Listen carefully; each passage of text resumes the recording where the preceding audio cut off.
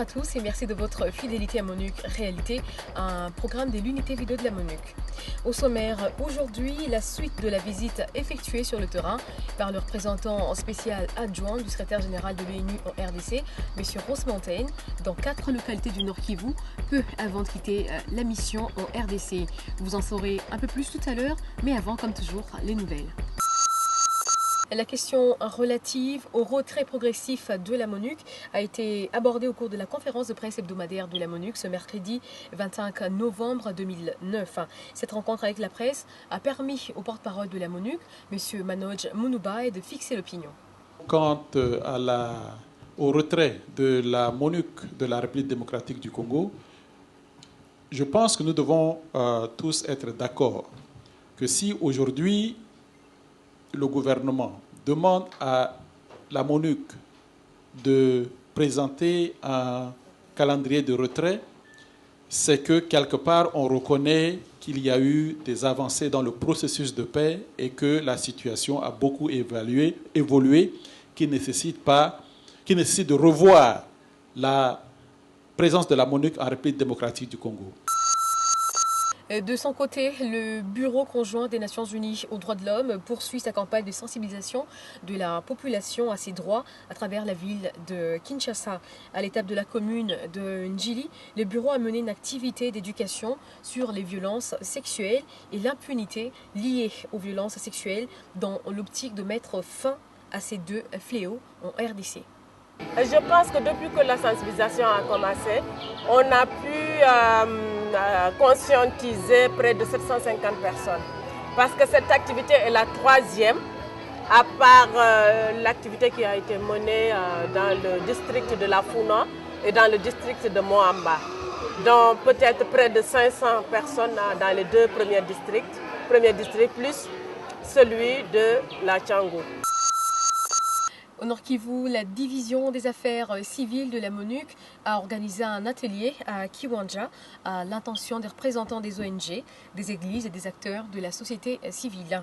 L'objectif visé par ces assises était d'obtenir l'implication de tout le monde, y compris celle de la population, dans la protection des civils en cette période post-conflit. Il s'agissait de souligner le fait que cette période de conflits et d'insécurité dans la province s'accompagne justement de beaucoup de risques pour la société civile, c'est-à-dire pour les populations civiles, mais que pour faire face à ces risques, il est très important justement de sensibiliser également les populations elles-mêmes à la manière justement de s'entraider, d'agir ensemble pour accroître les possibilités de leur propre protection en cette période justement de crise. Dans son voyage d'adieu, le représentant spécial adjoint du secrétaire général de l'ONU à RDC, Ross Mountain, a donc visité 4 localités dans le Nord Kivu, parmi lesquelles Mouangi, Kibirizi, Kirima et Kitoku. À Mouangi et Kibirizi, M. Ross Mountain est venu se rendre compte de la situation humanitaire et sécuritaire, et cela après les affrontements signalés dans ces 2 localités entre le FARDC et les FDLR. Pour en savoir plus, il a donc rencontré les responsables de la MONUC, le commandement des FARDC ainsi que les autorités locales. Oreb Boulembo était sur place.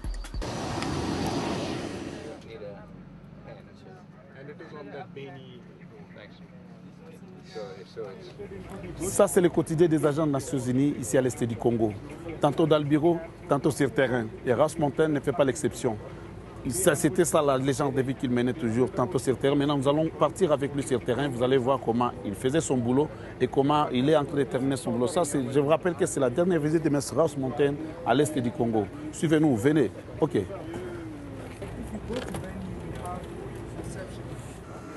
Nous partons maintenant à Mouangi. Mouangi qui est à environ 250 km au nord de Goma, dans le territoire de Lubero.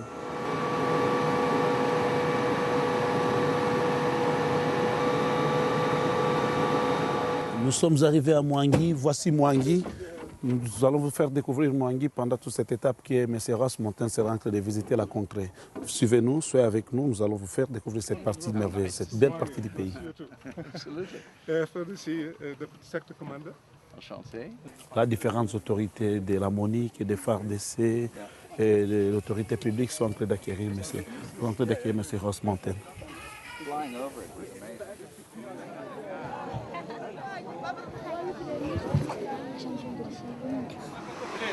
Pendant les excitats entre l'intérieur et le KDC, ils ont brûlé 61 maisons au niveau du village de Maboko.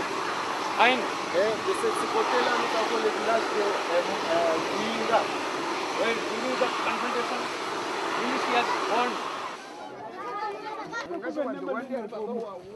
Et là, nous venons de causer avec un élément de la police et quelques éléments de FARDC. Ils viennent de nous relater ce qui s'était passé ici, que vraiment c'était le 12 de ce mois, un matin là, très tôt le matin, quand les FDLR ensemble avec une coalition de Maï Maï avaient attaqué.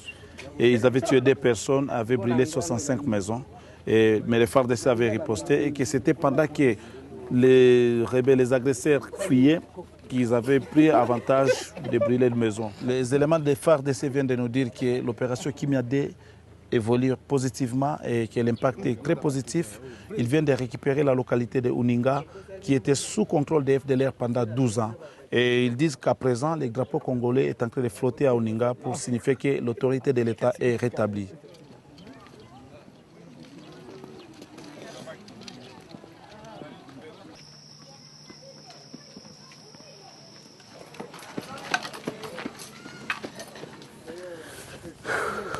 Nous venons de terminer notre visite à Mwangi, ça n'a pas vraiment été facile. Vous avez vu les montagnes et ça, c'est le quotidien des agents de la MONUC.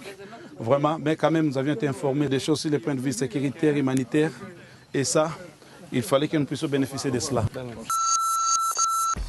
Comme vous l'aurez remarqué, même avant de quitter ses fonctions à la MONUC, M. Ross Mountain a fait, ou plutôt a continué à faire valoir sa double casquette de RSAJ et de coordonnateur humanitaire. Toutefois, malgré la persistance de l'insécurité dans la partie est de la RDC, M. Mountain a reconnu que le Congo est en train de se redresser et connaît un progrès impressionnant, surtout lorsque l'on regarde quelques années en arrière. C'est la fin de MONUC Réalité. Merci de nous avoir suivis.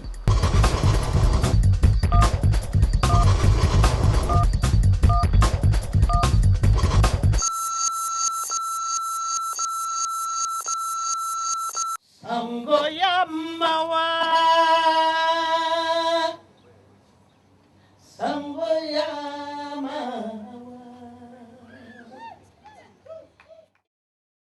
I want to shout to those men who rape women and their children and their sisters. Please don't do it. J'aimerais crier, pousser un cri d'alarme contre ces hommes qui font la violence contre la femme, leurs enfants, et je leur dis, ne le faites plus jamais. We are your mothers, we are your sisters, we are your children. Nous sommes vos mères, vos enfants, vos sœurs. Stop it, don't do it. Arrêtez, plus jamais, ne le faites plus jamais. I know what it is to be a mother, a grandmother, and a great-grandmother. Je sais ce que cela signifie être une mère, une grand-mère et une arrière-grand-mère. That is why I say to those men who are not men, because to rape a woman, a child, and a sister is not being a man. C'est pourquoi je dis à ces hommes, qui ne sont d'ailleurs pas des hommes, parce que violer une maman, une sœur ou son enfant, c'est pas là être un homme. Stop it. Veuillez l'arrêter. Stop it. Arrêtez. We must all be soldiers. Que nous devons tous être des soldats. Soldiers not to take arms and kill each other. Les soldats pas pour prendre des armes et nous entretuer. But soldiers to fight against those who do bad against humanity. Mais des soldats pour nous battre contre ceux qui font du mal ou du tort à l'humanité.